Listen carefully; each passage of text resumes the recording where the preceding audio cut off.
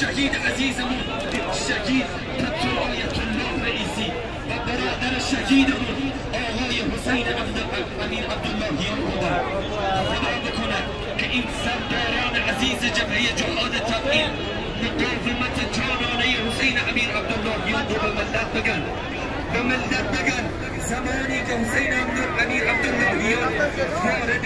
کشور لبنان شد با هواپیما فرودگاه سوریه رو زدن که سفر بعدی تمام بشه و او به مقاصد خودش نرسه. نواسه باشیم مرد بیا خب منم خیلی باشم خودش نیاورده بود که حسین امیر عبداللهیان سرش رو سر دست گرفته به مسلخ عشق آمده و الان هم به فضل خدا توانه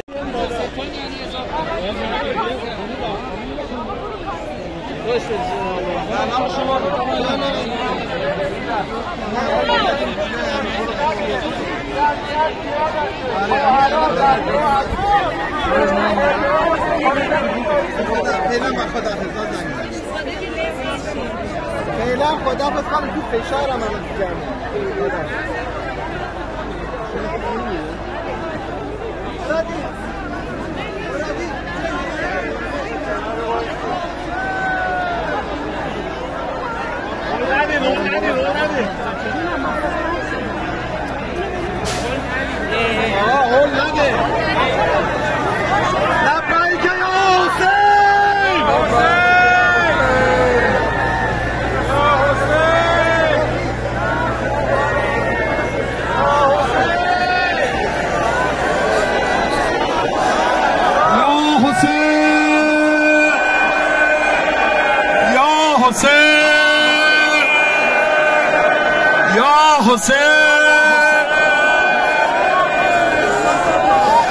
اون جمله ای که همیشه مولا به شهیدان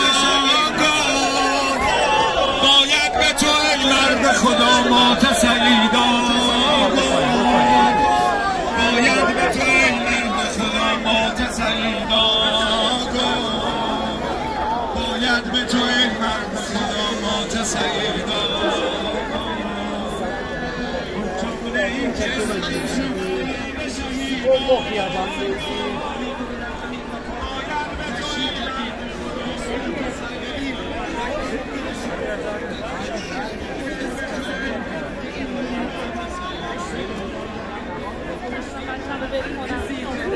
بیا بگی